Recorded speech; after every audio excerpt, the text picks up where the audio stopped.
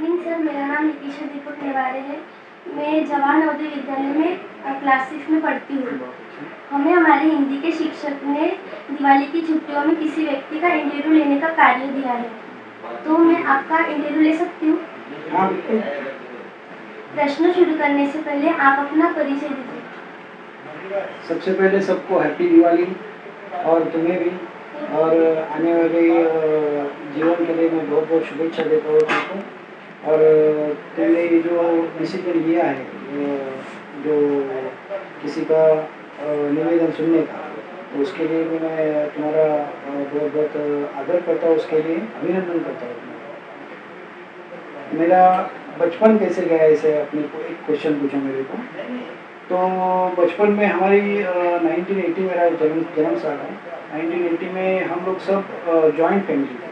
मेरे 3 चाचा थे और हम मेरे पिताजी ऐसे मिलके 4 भाई थे। और इनकी बहुत सारे यानी हमारे बड़े चाचा को 6 बच्चे थे, दूसरे मेरे वाले चाचा को 2 बच्चे थे, और मेरे सब हम लोग 4।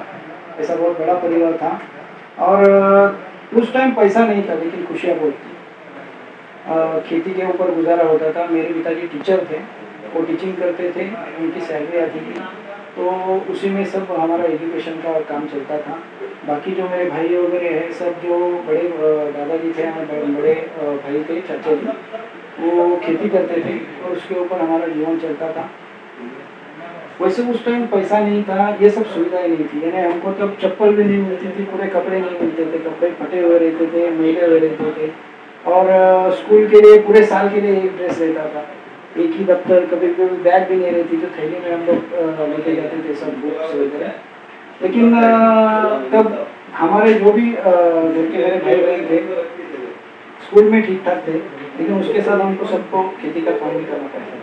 लेकिन जीवन हमने मेहनत करके बिताया और अच्छा जीवन हुआ। आप अपना कार्य कैसे करते हैं? देखिए, मैं 12 के बाद मैंने मेडिकल की डिग्री ली, BHMS। 2007 में मैंने अपना खुद का क्लिनिक चालू किया, और 2007 से मैं अपने डिग्री लेके जो दवाखाना मेरा चालू है, उस पर मेरा सब कार्य चालू था। उसके बाद में 2011 में शादी हो गई। उसके बाद में 2015 में मैं पॉलिटिक्स में आया। पॉलिटिक्स में आने के बाद मैं पंचायत समिति में लड़ा, और उसके बाद में ग्राम पंचायत में लड़ा, ग्राम पंचायत में चुन के आया, फिर अभी फिर से ग्राम पंचायत में चुन के आया, और आने वाले दिनों में मैं जिला परिषद के लिए मेरा नामांकन होने वाला है। मुझे पहले से, बचपन से मेरे को सामाजिक कार्य की बहुत सामाजिक करने को, मैं सामाजिक जो काम रहता था उसमें मुझे बहुत रुचि थी। और वो रुचि की वजह से मुझे ऐसा लगता था कि मैं खुद से लोगों की जब सेवा करना चाहता हूँ, तो इसीलिए मैंने वो डॉक्टर की फील्ड भी चुनी। तो डॉक्टर की फील्ड चुनने के बाद मुझे उस माध्यम से लोगों की सेवा करने का काम मिला। और फिर अभी दूसरे जो डॉक्टर छोड़ने के बाद, यानी डॉक्टर की जो मेरी चल रही, उसके साथ जो पॉलिटिक्स में आया, उससे भी मैं लोगों की सेवा करने की कोशिश करता हूँ। किसी के पास घर नहीं है, किसी को खाने के लिए नहीं, जो भी चीज़ है, किसी को एजुकेशन के लिए मदद करने की, किसी कोई बीमार है उसके लिए मदद करने की है। ऐसे बहुत सारी समस्याएं अपने को समाज में देखने को मिलती है, तो उनकी समस्याओं का समाधान करने की कोशिश में करता हूँ। आपके अनुसार जीवन की सबसे बड़ी सफलता क्या है? मेरे हिसाब से तो जब हम यशस्वी होते हैं, यशस्वी का मतलब ऐसे है कि जब अपने पास अपने को जितना चाहिए उतना होने के बाद जब हम समाज के लिए देना चालू करते हैं, वो अपनी यशस्विता होती है। यानी मेरे पास जितना है मेरे लिए ठीक है। अभी जो लोग, दूसरे लोग हैं जो गरीब है, उनको कुछ जब तक हम देते नहीं, जब हम उनके देने के लायक हो जाते हैं, यही अपनी यशस्विता है। सर, आप इस युग के बच्चों को क्या संदेश देना चाहते हैं? पहले तो मैं बोलूँगा कि अपने इस युग के बच्चों ने अपने माँ बाप का आदर करना चाहिए, उनकी सेवा करनी चाहिए, और पहले उनको थैंक यू बोलना चाहिए कि उनके वजह से हम लोग ये जीवन जी रहे। अगर अपने माँ बाप नहीं रहते तो हम लोग ये जीवन नहीं जी पाते।